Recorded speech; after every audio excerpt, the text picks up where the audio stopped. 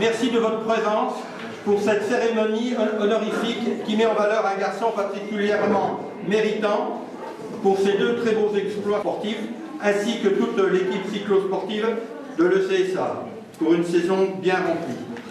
En fait, j'ai oublié de le nommer, notre champion. Il s'appelle comment? Christophe. Il s'appelle comment?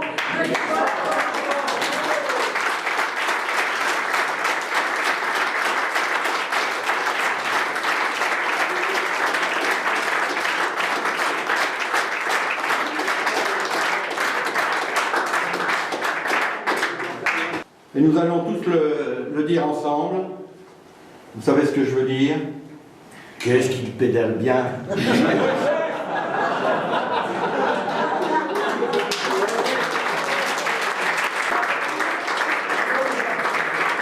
Ce que vous faites tous ensemble, ce qui montre que dans chacun de nous, hommes ou femmes, on a des capacités absolument incroyables.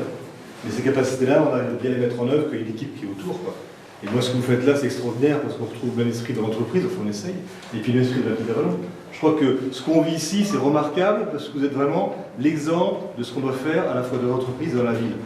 Et ici à Vallon, il y a un creuset qui est formidable, et vous pouvez savoir comment je suis heureux de m'abandonner, de voir ce que vous avez fait, et puis surtout quand c'est réalisé en plus par des gens de ce super. Bravo!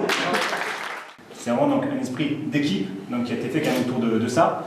J'ai eu énormément de soutien, comme le savoir, de la part du boulot, de la part de mes collègues, de la part de mes amis, de la part également de ma famille, bien entendu. Et dans ces moments-là, c'est extrêmement important, comme le savoir. Ça a été dur. L'entraînement, la phase préparatoire était très compliquée, beaucoup plus compliquée que les deux épreuves, comme le savoir. Effectivement, en termes de chiffres, j'ai fini sur des semaines entre 17 et 20 heures de vélo par semaine, à besoin donc les 500 km par semaine donc de vélo, pas droit d'écart. Alors qu'on a un bon vin avec le vin, ça c'est compliqué, surtout qu'on a invité, on a du bon vin, un petit peu. Bon, ça fait partie du jeu. Nos amis chez qui étaient conviés le savaient, ils le respectaient, et ça c'est vraiment énorme en termes d'amitié. Alors, je vais pas revenir sur les chiffres que Jean-Michel a évoqués, mais souvent on me pose la question, le plus dur c'est quoi, le Mont Blanc ou les 24 heures? Il faut savoir que mon objectif principal c'était le Tour du Mont. Voilà, c'est vraiment ça comme objectif. Quand on est Jean-Michel, on s'aperçoit, on pense que le circuit c'est plat. Ben, c'est pas plat. Il y a la fameuse côte d'Allo, donc 7000 mètres de dénivelé. Donc je savais à peu près ce que j'allais faire en train de dénivelé. Et donc j'ai trouvé le Tour du Mont Blanc pour m'entraîner, pour faire un raid spécifique, donc en termes donc, de montée. Donc c'est deux épreuves qui se ressemblent en termes de dénivelé, par contre à l'opposé. Le Mont Blanc, effectivement, on était 740 au départ. J'ai fait 315 km tout seul devant, sans personne. Donc là au niveau mental c'était quand même assez compliqué, surtout quand on s'attaque à des côtes de 33 km, donc on en a pour 2h, 2h30 tout seul. Mais moi l'avantage c'est qu'au niveau du mental ça m'a pas mal forgé après donc, pour les 24 heures. Donc ça s'était fait donc, au niveau du dénivelé. Ensuite le Mans, très compliqué, c'était la plus dure des deux. Là on me pose la question. Pourquoi? La vitesse, comme Jean-Michel l'a dit, je joue un podium, voilà, je ne vais pas vous le cacher au début. La vitesse parce qu'effectivement on était sur 39 de moyenne et 5 premières heures, donc ça prend 5 heures, on a quasiment fait 200 bornes. Et en fait tout le classement se fait quasiment au début. En plus qu'il y avait la canicule, donc compliqué à gérer. Donc effectivement Marie-Lou devait suivre le dossard 113, qui était le grand favori. Malheureusement il a abandonné au bout de 4 heures. Donc il s'est déshydraté. Donc là, en général, papa, je lui ai dit quel dossard? Voilà, bon, c'est parti du jeu. Très compliqué parce qu'également il faut un soutien à côté, logistique, je suis bien passé pour le dire, mais pendant 24 heures, jour et nuit. Et donc là, je remercie effectivement ma famille qui était vraiment présente mais pendant 24 heures.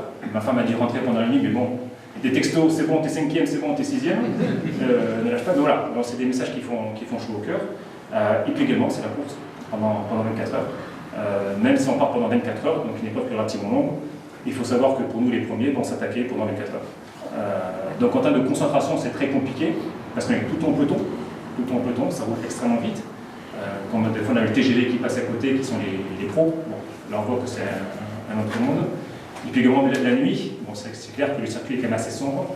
Donc en termes de concentration, entre la vitesse, l'obscurité, la fatigue, voilà, c'est des choses voilà, que je n'ai pas forcément bien appréhendées au début, que j'ai appris donc, au cours de la course.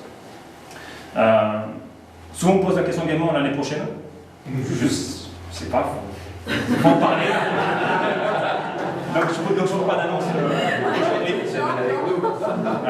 J'ai quelques voilà, même j'ai des idées, mais bon voilà, il faut d'abord se poser parce que ça n'a pas été évident effectivement la phase préparatoire, puis après la phase donc, de compétition. Je n'en ai pas autant. Merci beaucoup. Voilà, j'ai fait ça un petit peu dans mon cas, mais c'est vraiment gentil ce sujet, Jean-Michel. Merci beaucoup. La présence de tout le monde. En tout cas, voilà, j'espère que par cette petite expérience, voilà, en tout cas, j'ai donné envie à certains d'entre vous de se lancer des défis.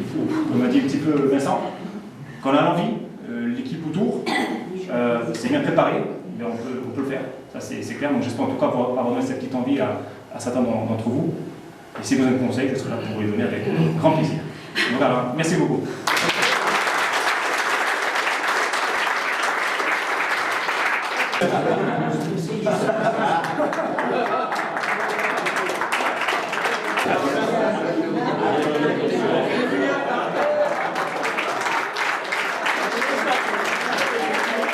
Voilà, une petite fleur pour vous, pour le soutien que vous avez donné.